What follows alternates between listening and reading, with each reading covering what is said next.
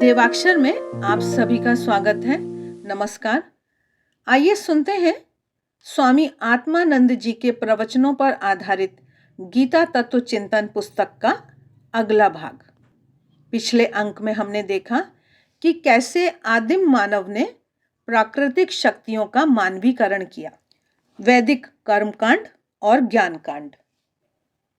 इन देवताओं को किस प्रकार प्रसन्न किया जाए। आदिम मानव ने देखा कि जहां आग लगती है वहां धुआं ऊपर की ओर उठता है और आकाश में विलीन हो जाता है। उसने सोचा कि हमारे लोक के ऊपर एक देवलोक है जहां देवता रहते हैं। उसने कल्पना करी कि इस धुएं के सहारे स्वर्ग के देवताओं से अपना संबंध स्थापित किया जा सकता है और उन्हें अपना संदेशा भेजा जा सकता है। इस प्रकार आहुतियों का जन्म होता है। मनुष्य कल्पना करता है कि वह अग्नि, वरुण, मरुत इत्यादि के लिए आहुतियां डालकर उन्हें प्रसन्न कर लेगा। वह कहता है, हे धूम्र शिखा, तुम ऊपर जाओ और अग्नि को हमारा यह संदेश दो कि हम अग्नि का सत्कार करते हैं। हमें जो वस्तुएं प्रिय लगती हैं, जो सोम हमारे जीवन को पुष्ट बनाता है, उसे हम अग्नि के लिए समर्पित कर रहे हैं। यहाँ प्रियतर वस्तुओं की आहुति देकर देवताओं को प्रसन्न करने का भाव दिखाई देता है। बाद में आहुतियों की विधि पर व्यापक और विस्तार पूर्वक विचार किया गया। सोचा गया कि यज्ञ कुंड किस प्रकार के हों, उनमें किस प्रकार से और कितनी ईंटें लगाई जाएं, उन्हें किस दिशा में बनाया जाए इत्यादि। इस तरह कर्म कांड का प्रादुर्भाव होता है। मनुष्य सोचता है कि देवता स्वर्ग में रहते हैं तथा उन्हें आहुतियां देकर संतुष्ट किया जा सकता है। देवताओं के संतुष्ट होने पर उसे भी मरणोपरांत स्वर्ग में स्थान प्राप्त हो सकता है। स्वर्ग ऐसा लोक है जहां सभी प्रकार के सुख हैं, पर दुख का नितांत अभाव है। संसार में तो सुख के साथ दुख भी भोगना पड़ता है, बल्कि यूं कहें कि सुख की तुलना में दुख ही अधिक भोगना पड़ता है। मनुष्य दुख के बिना सुख की कामना करता है, इसलिए वह स्वर्ग की कल्पना करता है और उसकी प्राप्ति के लिए विभिन्न यज्ञों का आविष्कार करता है। फिर स्वर्ग की भी कई श्रेणियां बन जाती हैं और उनकी प्राप्ति के लिए भी बहुत तरह की क्रिया अनुष्ठानों का प्रचार होता है। कालांतर में बलि और क्रिया अनुष्ठान यज्ञों के अनिवार्य अंग बन जाते हैं और कर्मकांड अति जटिल रूप धारण कर लेता है। यज्ञ के धुएं से भारत का आकाश छा जाता है और पशु बलि के रक्त से धरा सन जाती है। इस प्रकार हम देखते हैं कि मानव मन ने प्रकृति की शक्तियों के पीछे अधिष्ठाता देवताओं की कल्पना करी, देवताओं को स्वर्ग का निवासी बनाया और देवताओं को प्रसन्न करने के लिए विभिन्न जटिल यज्ञों का आविष्कार किया। पर तब तक समाज में ऐसे भी लोग जन्म ले चुके थे जो चिंतक किस्म के थे। वे लोग बुद्धि और तर्क पर अधिक जोर देते थे। इनकी प्रवृत्ति वैज्ञानिक थी और वे किसी भी बात को तब तक मानने के लिए तैयार न थे जब तक युक्ति की कसौटी पर वह खरी ना उतर जाए। उन्होंने विचार किया कि आखिर ये स्वर्ग क्या है, क्या ये शाश्वत हैं और हमें चिरकालिक सुख दे सकेंगे। उन्होंने तर्क किया कि स्वर्ग तो यज्ञादि कर्मों के फलस्वरूप प्राप्त होते हैं। कर्म अपने आप में सीमित होते हैं, अतः सीमित कर्म का असीमित फल कैसे प्राप्त हो सकता है। इसलिए इन विचारक किस्म के लोगों ने फटकार कर कहा, परीक्ष्य लोकान् कर्मचितान् ब्राह्मणो निर्वेद मायान्नास्त्य कृतः कृतेन तद्विज्ञानार्थं स गुरुमेवाभिगच्छेत् समित पाणिः श्रोत्रियं ब्रह्मनिष्ठम्। अर्थात कर्म से प्राप्त लोकों की परीक्षा करके ब्राह्मण को कर्मों से अलग हो जाना चाहिए। कर्म से प्राप्त लोकों की परीक्षा करके ब्राह्मण को कर्मों से वीतराग हो जाना चाहिए, क्योंकि कृत सीमित और अनित्य से अकृत असीम और नित्य नहीं मिल सकता। यदि उसे असीम और नित्य को जानने की चाह है तो वह समित पाणी होकर श्रोत्रिय ब्रह्मनिष्ठ गुरु के पास विधि पूर्वक जाए। यहाँ ब्राह्मण का तात्पर्य ब्राह्मण कुल में जन्म लेने वाले व्यक्ति से नहीं है, बल्कि इसका तात्पर्य ब्रह्म का खोजी, जो ब्रह्म को खोजता है, सत्य का अन्वेषण करता है, वह एक बार कर्मों से प्राप्त लोकों की परीक्षा तो करके देखे। इस प्रकार इन चिंतकों ने देखा कि स्वर्ग भी अपने कारण रूप यज्ञों के समान ही विनाशी और अनित्य है। स्वर्ग में सदा के लिए रहना संभव नहीं है। यह गणित का एक सामान्य सिद्धांत है कि यदि किसी संचित वस्तु का लगातार व्यय किया जाए, अगर वह वस्तु लगातार खर्च करी जाए, तो एक दिन ऐसा भी आता है जब वह वस्तु समाप्त हो जाती है। यदि बैंक में धन जमा है तो उसे तभी तक चेक के द्वारा भुनाया जा सकता है जब तक वह समाप्त नहीं होता। जब सारा पैसा खत्म हो जाता है तब चेक वापस लौट आता है। यज्ञों द्वारा प्राप्त पुण्य मानो बैंक में संचित धन के समान है। इस पुण्य के बल पर हम स्वर्ग जाते हैं और पुण्य खत्म हो जाने पर पुनः मर्तलोक में वापस आ जाते हैं। अतः ऐसे क्षणभंगुर स्वर्ग की कल्पना इन विचारकों को प्रलोभित न कर सकी। ये तो जीवन के सत्य को जानने के लिए व्याकुल थे। विभिन्न प्रयोगों के बाद इन्होंने देखा कि इस बाह्य संसार में सत्य को खोजना निष्फल है, क्योंकि बाहर सब कुछ क्षणभंगुर है, विनाशी है, सीमित है।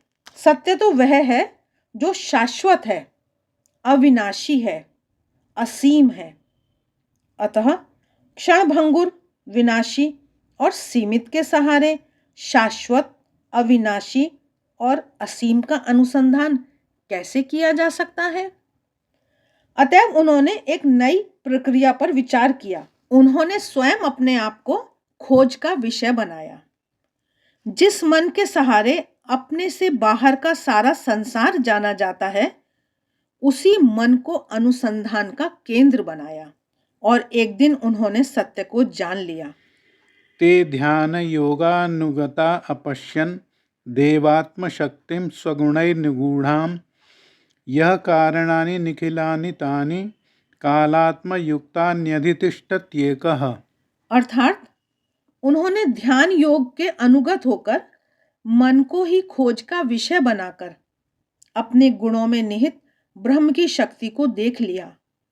इस प्रकार जगत की कारणीभूत उस महाशक्ति को जानकर हर्षोल्लासित कंठ से वे पुकार उठे, शृण्वन्तु विश्वे अमृतस्य पुत्रा आये धामानि दिव्यानि तस्युः वेदाहमेतं पुरुषं महान्तम् आदित्यवर्णं तमसः परस्तात् तमेव विदित्वा अतिमृत्युमेति नान्यः पंथा विद्यते यनाय।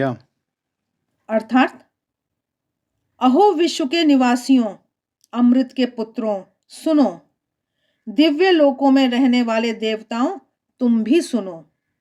मैंने सूर्य के समान चमकीले उस महान पुरुष को जान लिया है जो समस्त अज्ञान अंधकार से परे है। केवल उसी को जानकर मृत्यु की विभीषिका को पार किया जा सकता है। इससे भिन्न दूसरा रास्ता है ही नहीं। यज्ञ के द्वारा हम मृत्यु की खाई को पार नहीं कर सकते। केवल सत्य का ज्ञान ही मृत्यु के चक्र को काट सकता है।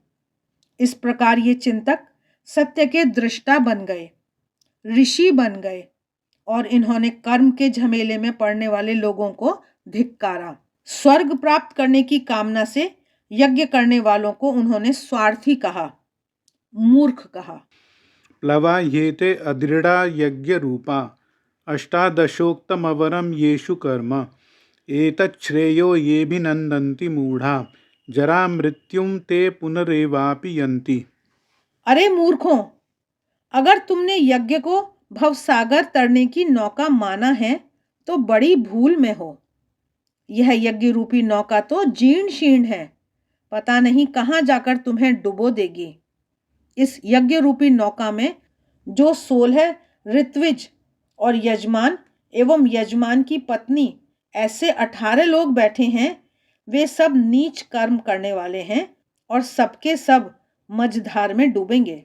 जो मूढ़ इस यज्ञ को कल्याणकर मानते हैं वे बुढ़ापा और मृत्यु के फंदे में बारंबार फंसते हैं। यह एक नया स्वर वेदों में सुनाई पड़ता है। यह सत्य दृष्टा का स्वर है, जो सांसारिक सुख नहीं चाहता, जो शाश्वत की चाह रखता है। इस स्वर में आकर्षण है और लोग ऐसे विचारकों और सत्य दृष्टा ऋषियों के पीछे आने लगते हैं। ये ज्ञान मार्गी कहलाते हैं और कर्म की निंदा करते हैं। ये जीवन के मूलभूत प्रश्नों पर विचार करते हैं। इनमें निर्लिप्त होने की महान क्षमता है। संसार के आकर्षण इनके लिए सत्य के आकर्षण के समक्ष फीके पड़ जाते हैं। वेदों में इनके विचार उपनिषदों के नाम से प्रसिद्ध हैं। ये वेदांत के नाम से भी पुकारे जाते हैं। जहां पर वेद का ज्ञान का अंत हो जाए वह वेदांत है। इसी को वेदों का ज्ञान कांड भी कहा गया है। कालांतर में वेदों के इन दो भागों में, कर्म कांड और ज्ञान कांड में बड़ा झगड़ा मचता है। इससे भारत के समाज में विष फैलता है। कर्म और ज्ञान में समन्वय का प्रथम प्रयास ईशावास्य उपनिषद द्वारा किया गया है। वहां यह बताया जाता है कि यद्यपि ज्ञान ही सत्य की चरम अवस्था है, तथापि उस ज्ञान को प्राप्त करने के लिए मनुष्य एक बार में ही अपने स्वार्थों को, अपनी दुर्बलताओं को झटककर दूर नहीं फेंक सकता। यदि हम अपेक्षा करें कि मनुष्य एकदम अपनी कामनाओं का परित्याग कर सत्य की खोज के लिए लग जाए तो यह भूल है। स्वार्थी मनुष्य धीरे धीरे ही सत्य की ओर उन्मुख होगा। स्वार्थयुक्त कर्म से क्रमशः वह निस्वार्थ कर्म करना सीखेगा और इस प्रकार ज्ञान को धारण करने की योग्यता प्राप्त करेगा। ईशावास्योपनिषद में ज्ञान और कर्म के समन्वय का जो बीज दिखाई देता है वही अंकुरित और पल्लवित होकर भगवत गीता में विशाल वट वृक्ष के रूप में परिवर्तित हो गया है। गीता ने मनुष्य के दुराग्रह को, उसकी हठवादिता को दूर करने का प्रयास किया है। समस्त कर्मों को छोड़कर जंगल में जाने का भी प्रयोजन हो सकता है, पर जंगल में जाने से ही कर्म छूट नहीं जाते। असल में संसार हमसे बाहर नहीं है, वह हमारे मन में है।